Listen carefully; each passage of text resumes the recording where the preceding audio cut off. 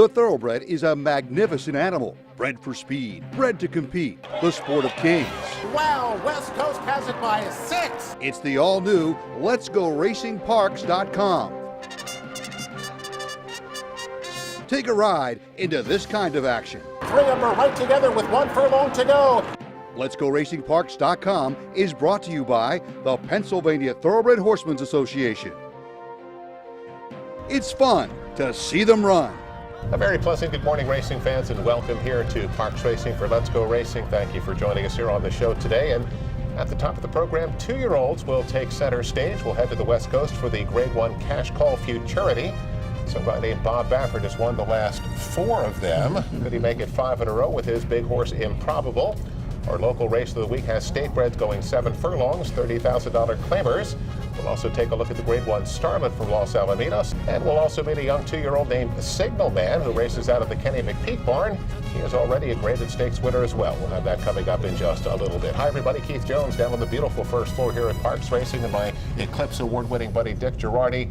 And Dick, we're getting close to closing out 2018 here, and we're about to head into our winter schedule. We want to update the fans on the local schedule here at Parks. Now, we're on Saturday morning, of course. Now, tomorrow, Sunday, no more Sunday racing. Sunday racing is out until we get to April. So you're going to go to the 3-day week. We're going to offer live racing on Saturday, Monday, and Tuesday. However, the Christmas week, Christmas Eve and Christmas Day fall on Monday and Tuesday. So you know what? No racing. No racing on Monday and Tuesday. So make those changes to your schedule.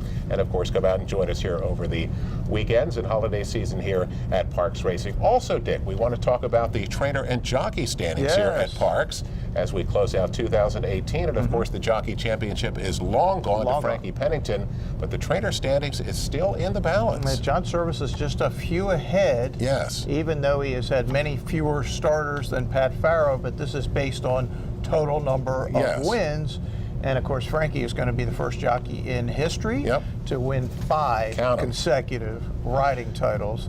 And of course, he also happens to be riding the hottest 2-year-old around here at 15 years. Well, I have the math for you on John and Pat. John, as of today, has saddled 159 fewer horses. 159. Yes. He has 4 more wins. Yeah, and he's had an unreal year here at 28%.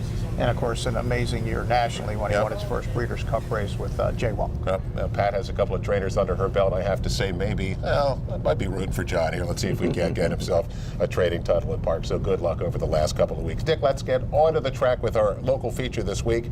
We're going to feature some state breds, Pennsylvania bred 7 furlongs. It's a claiming race. They're in for a price of $30,000.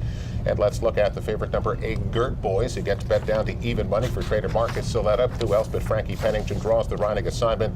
Dick, this horse has been claimed a couple of times recently. Marcus claimed this horse last time out for $20,000, and I have to say, he absolutely had to have this spot in mind. Yeah, no doubt. That's what you do when you're claiming. You're thinking, what's next? What kind of purse are we looking at? Just a $35,000 purse.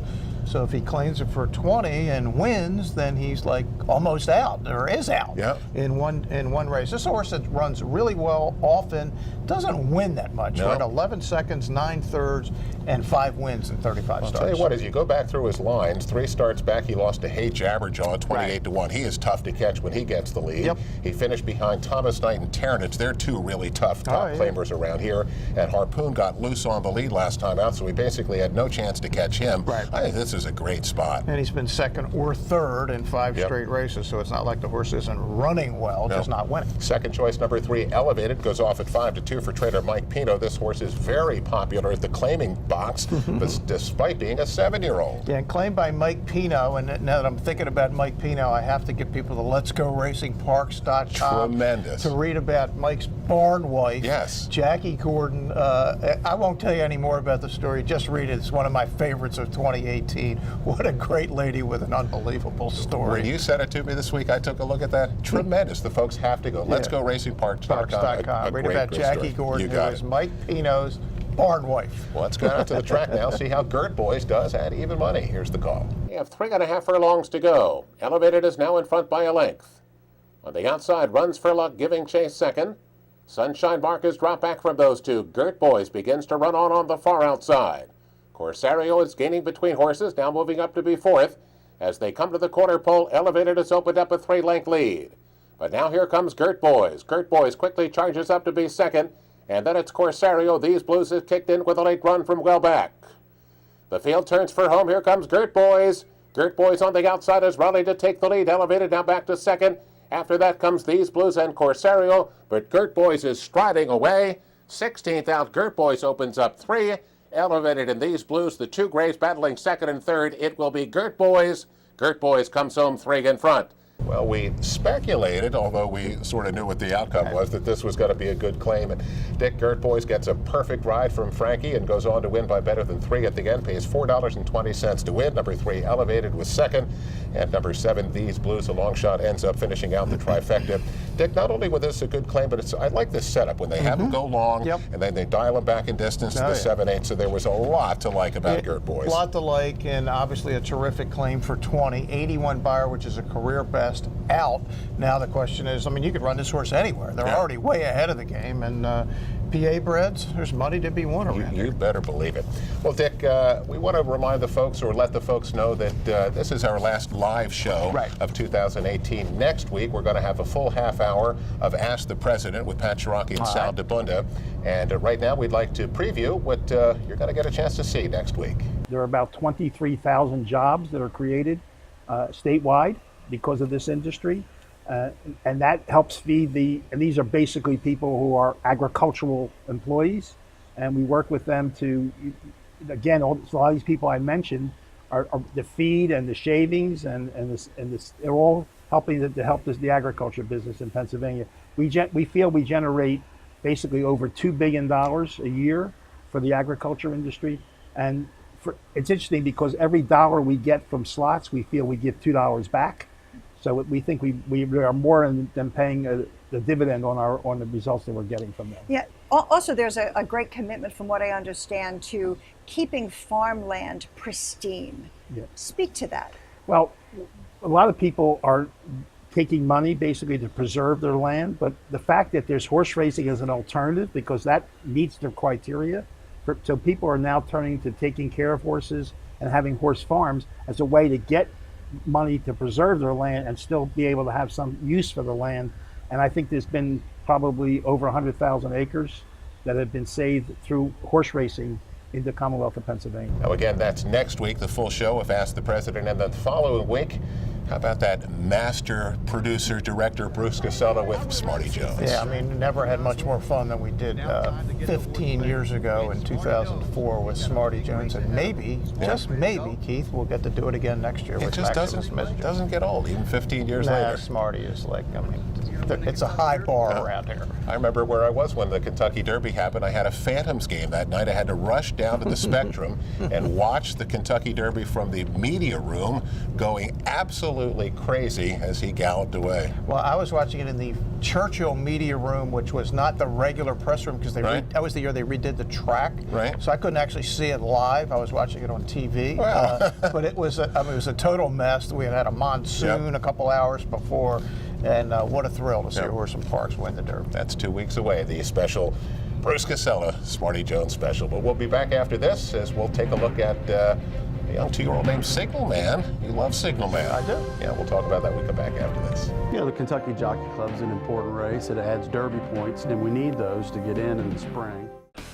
Looking to join the thrill and excitement of thoroughbred racehorse ownership? Pewter Stable can get you started. With more than 25 years of experience under the leadership of Greg and Kate DeMasi, Pewter Stable is one of the industry's leaders in racing partnerships, winning hundreds of races and millions of dollars at racetracks all over the Mid-Atlantic, including New York. Pewter Stable is working hard, looking for the very best runners at all the top sales, and we do claiming partnerships as well. No markup, no management fees, makes our partnerships unique and affordable. Training services also provided for individual owners. Give us a call and see what Pewter Stable is all about. The thrill and fun of thoroughbred racehorse ownership is easier than you think. We are Pewter Stable.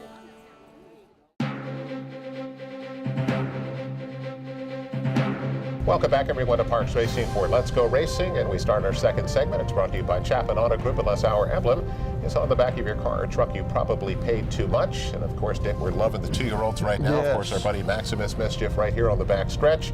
But we went to Kentucky a couple of weeks ago for the Kentucky Jockey Club. Yep. Kenny McPeak saddled a horse named Signalman. Tell us about Signalman. Well, Signalman has been a factor in a lot of the 2-year-old races. He won the Jockey Club at Churchill. He's not particularly fast in comparison to some of the other 3-year-olds or 2-year-olds, but it's Kenny, and he's our friend, so we'll get him on the show. Well, here's more with Signalman. In his first 2 Road to the Kentucky Derby races, Signalman has proven himself a worthy contender. Because he ran well in the juvenile, you would suspect that he's probably going to be one of the favorites in this next race. You know, the Kentucky Jockey Club's an important race. It adds Derby points, and we need those to get in the spring. With only 22 days between races, it was the week prior to the Kentucky Jockey Club that had McPeak's focus on Signalman's training. Maintenance workout this morning. He worked with another colt named King Ford. You know, he's got a nice base of fitness under him right now, so today we just let him sit on the outside of another horse, finish up well, then get a nice strong gallop out, and this sets him up pretty well for next Saturday. He's plenty strong, he's plenty ready. Keep him fit and healthy and move forward. At the end of a gallop, we'll take him over and stand him and back him out, which is a good routine, but he's really never been a bad gate horse. He's very calm, cool, and collected over there, and not something I'm overly worried about, but we've certainly got the time and the staffing to do it. Here's the Kentucky Jockey Club going as race 11. Little concern whether we're inside or outside, but his running style is going to probably dictate that he's going to come from behind. And One Signalman, McPeak Hernandez. We drew the 1 hole again. Both extremes with this horse. We went from the 1 hole in the Breeders' Futurity to all the way to the 14 hole in the Juvenile. He's shown that he's a pretty versatile horse, so if we just kind of look at the race and figure out the trip that we need, he'll be there for us. for the remainder of the week, he'll get into what I call a nice full gallop routine, which is gallop from the wire, 1 turn all the way back to the half-mile pole. And this colt's extremely smart. He's really, he understands the program, and he's developed really good. He'll walk through the paddock probably one day. This will just be insurance type work, you know, for the horse to go over there and get a routine and understand where he's at and going over to go to work. Hopefully we can win another Jockey Club.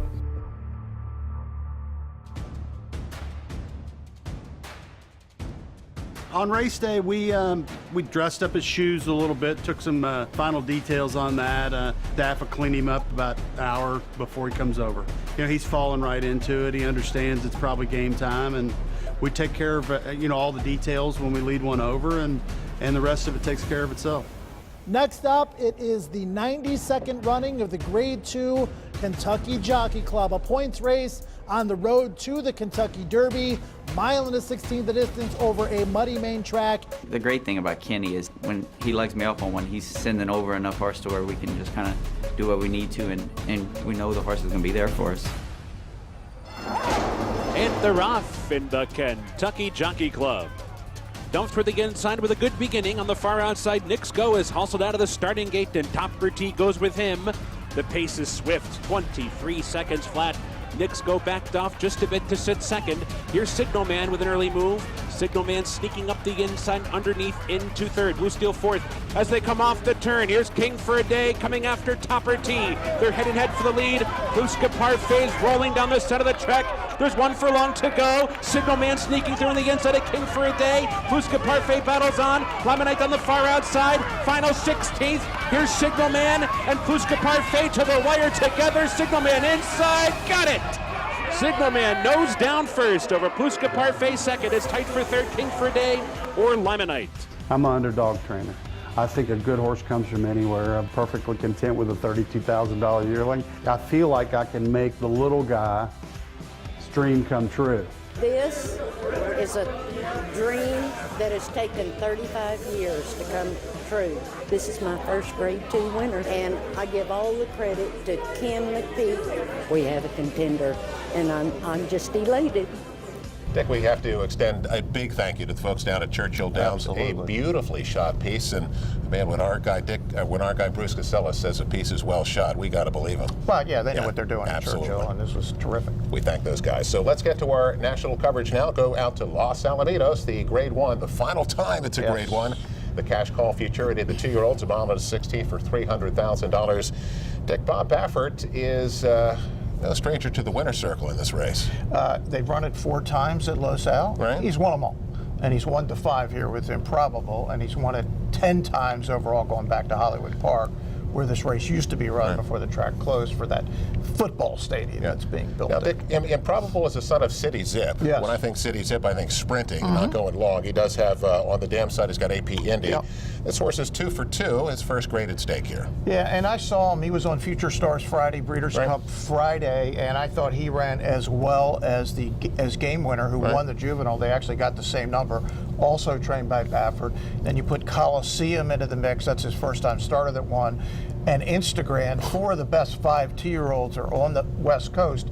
3 Bafferts, 1 Jerry Hollendorfer, and the other horse on the list is stabled right here at Parks, Maximus Mischief. That's your top 5 2-year-olds heading into 2019. Well, the second choice, number 6, Mucho Gusto, is also Bob Baffert horse at 4-1, but this is all about Improbable. Let's go out to Los Al and get the call. Mucho Gusto is showing his normal speed, and he takes the lead at once. Savagery hugging the rail runs in the second spot. Extra Hope is third. Improbable is fourth and covered up, and Savagery didn't corner that well, and it affected both Extra Hope and Dueling, who really took the worst of it and was shuffled all the way back to last. Mucho Gusto clear of all of that, and he remains the leader over to the rail in front, going well within himself, and he leads at a half a length. Savagery with just mild pressure from the outside, and the opening quarter easy enough, 23-1. Improbable has worked his way off the rail for Van Dyke. He's in the clear, racing third up the backstretch and less than 3 lengths off the lead. Dueling has recovered after that early trouble, but he had to work to get up to a joint fourth.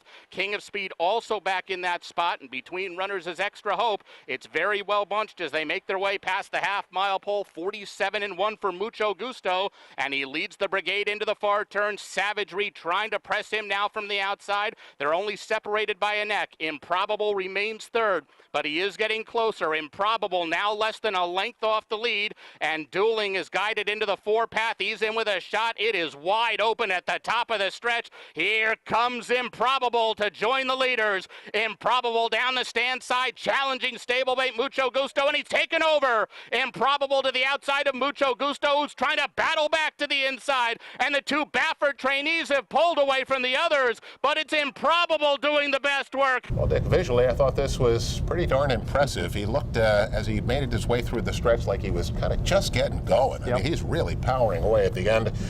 Pays $2.40 to win. Mucho Gusto does finish second. Dick, the time was really fast, but you said the track was really fast. It was lightning fast. It was like Turf Paradise, Emerald Downs kind of fast. 141.18 is like an amazing time, but in Bayer terms, it's minus 38 points. That's how much you had to subtract to get to the actual deal. So 96 Bayer, terrific, puts him right in the mix. As I said, Baffert heads into 2019 with 3 of the top 5 a year after he won the Triple Crown again. Look at the cards he's holding. He's got you know what? Everybody with a good young horse now, doesn't matter who the owner is, they're going to Baffert. And as he said to me, he says they don't just want to win the Derby anymore. They want to win the Triple Crown. They think this is easy because he's making it look easy. Dick, let's stay out at Los Alamitos. 2-year-old fillies at the Grade 1 Starlet. Same distance, a mile and 16. Same purse, $300,000. And guess who has the favorite? Bob Baffert, number 6, chasing yesterday 3-2. This is already her 5th start. Yeah, and she's by Tappet out of Little Princess Emma. If that name sounds familiar, it should. That's the dam of American Pharaoh. So by the best sire in the world out of the dam that produced a Triple Crown winner. Second choice, number 1, Vibrance, who's 2-1 for trainer Michael McCarthy. And Dick, I thought she ran a really, really good third in the Breeders' Cup Juvenile No, she did. And that, look, it was a runaway win. But hey, I thought she showed very strongly if you were watching the back of the pack. Well, the 2-year-old Colts was a runaway. Yes. This was a lot closer. This was. It's a good race. Here's the call. Mother Mother now inherits the lead for Florent Giroux, and she didn't have to work hard to get there. Mother Mother in front about a half a length. Sold it between fillies, and Anaya Alrab is moving up on the outside. The opening quarter was 23-1, and these three are now almost right across the track. Favorite Chasing Yesterday is in the clear fourth, and less than 3 lengths off the lead. Vibrance moving up down from the inside, and Oxy Lady last of the 6, but only 5 lengths from top to bottom as Mother Mother leads the Starlet field up the backstretch. Mother Mother in front, lets it out a notch as they go to the half-mile pole, and she's in front by almost a length right now and went 47 seconds flat for that opening half-mile. Sold It is trying to stay with the pace setter as they move to the far turn. Vibrance riding the rails, almost a joint third. Anaya Alrab still right there, and Chasing Yesterday, no choice but to go wide. She is 4 wide, trying to close in on the top pair as they come to the top of the stretch, and the top 4 line up as they straighten away. Mother Mother cuts the corner. Sold It trying to press on by Mother Mother, and now Chasing Yesterday is hitting her best stride, and she's got clear sailing down the stand side. Anaya Alrab in with a huge upset chance. Mother Mother all out. Anaya Alrab between fillies. Chasing Yesterday the stand side. Any one of these three. Chasing Yesterday and Naya Alrab. These two going on. Chasing Yesterday maybe a nose in front. Chasing Yesterday wins the Starlet. Well, the Chasing Yesterday covered a lot of ground. Yes, she is she did. well added to the track throughout the race. But nonetheless, she does prove best. She ends up coming on to win it here by a head. Pays $5 to win.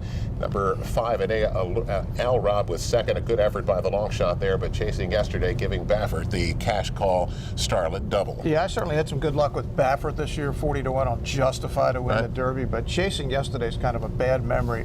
I talked to him before she ran in the Spinaway. He said she can't lose. Oops. I bet accordingly. That's the only race she has lost, and she was horrible that day. She's 4 for 4 in her other 4. Only an 82. She's not in Jaywalk's class at this point.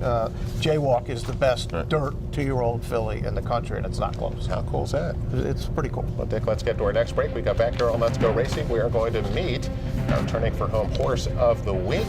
We mentioned John Service. He's retired this one. It's a good one. We'll be right back with that after this. What does Chapman's 7 locations and 10 car brands mean to you? It means a huge selection of quality pre-owned vehicles, all makes and models, many one-owner low mileage certified with miles of factory warranty remaining. Safety checked, meticulously detailed, and each come with a free Carfax report so you can buy with complete confidence at any Chapman Auto store near you. Or shop online anytime at ChapmanPreowned.com. If our emblem is not on your car or truck, you probably did pay too much. Racehorses are pampered, treated with care, and loved. Nothing is more important than their health and their safety. We do right by them, and they do right by us. the hard-working folks who proudly earn our living in Pennsylvania's horse racing and breeding industries. Horse racing is a lot of fun. But it's so much more. It provides tens of thousands of jobs. Jobs, and billions in economic impact each year. All across the Commonwealth. Horse racing in Pennsylvania. It's a winner.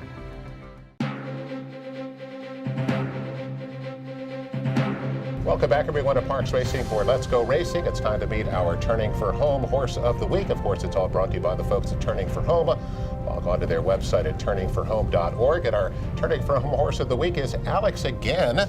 And Dick, Alex Again is a 4-year-old gelding by multiple stakes winner. How about a fleet Alex? And he was trained by, of course, John Service, wore the famous green colors of Cash is King. He sold for $170,000 at the Fessig-Tipton Mid-Atlantic 2-year-old training sale. 9 career starts, won better than $133,000. Very athletic. He's an upper level prospect. He is eligible for the 2019 Thoroughbred Makeover and would make a great dressage prospect. He loved dressage. I do. And we'll be giving away a signed Fleet Alex baseball hat to anyone who refers an appropriate adopter for Alex Again. You can email at turningforhome.org for all the details. You can adopt this very special horse through our Turning for Home Partner Farm, day-by-day farm and rehab right here in Bensalem. Very nice. Alex Again. And Dick, our jockey and trainer of the week. The jockey of the week, young 7-pound bug boy that's starting to find the winner's circle, Kevin Carmona. All right. He is doing a terrific job here since just getting started. So Kevin is our jockey of the week. Trainers of the week are Kate DeMasi and Steve Klasaris. Had a couple of doubles this past weekend. They just continue to do a great job. They win lots of races all the time. Dick, you love to go to Laurel. I do. How about race recap? Let's go down to Laurel. They had a number of stakes on the program for the Maryland Brents. We start with the 2-year-old Colts here, the juvenile for 7 furlongs, $100,000. Number 4, Scrap Copper is 3-2 for trainer Hamilton Smith, but not going to be catching. Number 3, Always Mining. Loose on the lead. There you Keith, go. how many times have I told you that's the best place in horse racing to be? And they're not catching this horse. 81 buyer for this 2-year-old. $8.80 to win for trader Kelly Rubley. And Dick, Hamilton Smith lost at 3-2 on Scrap Copper, and then he comes back in the Maryland Juvenile Filly Championship at number 10, Money from Heaven. I love this. Yes. Money from Heaven's 23-1, way back, and here she comes. Yeah, she's by Munnings out of Smart Policy. Love Money from Heaven. Going to get up right at the finish to win by a neck. Money from Heaven pays $49.80 to win. So you lose at 3-2, and then you win at 23-1. And then let's go to the Howard and Sandra Bender Memorial, $75,000 at 6 furlongs. Number 6, Lewisfield is 4-5 for trainer Jeff Runco, but Dick, number 5, Locky at 2-1 is going to get the call. This is a really good group of sprinters here. One of some of the best in Maryland, and Locky is one of them, and he's won a lot of races. This is 7 of 15 lifetime, well over 300 grand. Locky wins. Damon DeLodovico in that Horacio Caramanos, you get $6.20 to win. Eye on Racing. Dick, you want to go to Florida? I'd like to go to Florida right about now. 4 graded stakes down at Gulfstream this week. On the grass, the Grade 2 Fort Lauderdale. On the main track, it's the Grade 3 Harlan's Holiday. There you go. Hey, what race did he win? I think maybe the PA Derby. Might have been back the in PA the day. Derby. Dick, let's get to news and notes. We'll wrap it up right after this. Over the past 30 years, the Mid-Atlantic Equine Medical Center has established itself as one of the premier veterinary hospitals in the country. We built our reputation working on horses of various breeds and disciplines, including Kentucky Derby and Hambletonian winners. Supported by a state-of-the-art diagnostic imaging arsenal, our team performs upwards of 400 surgical procedures every year. You choose a horse because of its heritage. Your hospital should be no different. The Pennsylvania Thoroughbred Horsemen's Association is the advocate for Parks Racing's horsemen and has worked hard to secure better lives for the hundreds of trainers and their families that work in the thoroughbred racing industry. Our horsemen benefit from medical coverage, trainer pension plans, and increased purses. Thanks to these horsemen, racing at Parks is the very best, providing entertainment for you and the entire family. The Pennsylvania Horsemen are proud to be part of the community and introduce a new generation of fans to the sport of kings. Welcome back, everyone, to Parks Racing for Let's Go Racing, the final segment. We love to call it News and Notes. And Dick, it's brought to you by Peter Stable. Log on to the website at peterstable.com. Become an owner today. He's Bruce Casella, Dick Girardi, Keith Jones, and Dick. We've been waiting to make this discussion. Yeah. And since this is our last time live in 2018, who is your horse of the year? Yeah, I'm still thinking, and I don't have to make a decision yet. I'm leaning toward Justify, but I think Accelerate, you can make a great case. He had a phenomenal season, sweeping the Grade 1s in Southern California, winning the hardest race really there is to win, the Breeders' Cup Classic, with all the best horses. But man, when you can win the Triple Crown after not starting until February, having 6 races in 111 days, that's an unprecedented accomplishment. So yeah, if somebody wants to vote for Accelerate, I can't tell them they're wrong. I'm probably going to vote for Justify. I'm trying not to be biased since I did cash a nice ticket in the Derby. But I still have some time to think about it, and I could be swayed. But right now, I'm leaning Justify as well. I don't get a real vote. Yes. But if I was going to vote, I would give it to Justify, Dick. I mean, this is not easy. I mean, just because it's the second time in 4 years that a horse wins the Triple Crown. I mean, we know how long it took before American Pharoah did it, and just because Justify came back and did it in such short order afterwards, it's not an easy feat to do. Especially with no 2-year-old foundation, hadn't been done for more than a century to even win the Derby, much less all of them. I think the shame is we never got to see how good this horse was going to be. And frankly, I think if he had run into the fall when they could have spaced his races out, there's no telling, because what an amazing talent to be able to do that in that little bit of time tells you how good he was. And Baffert, you could tell how much he thought of this horse very quickly. Well, he would get my vote if I had the vote. Well, Dick, again, next week we got the full half hour of Ask the President with Sal DeBone and Pat Shiraki. The week after that, it's this special Smarty Jones special. You don't want to miss that. And then we're back in 2019. And I want to wish everybody a Happy New Year. And we'll see you then.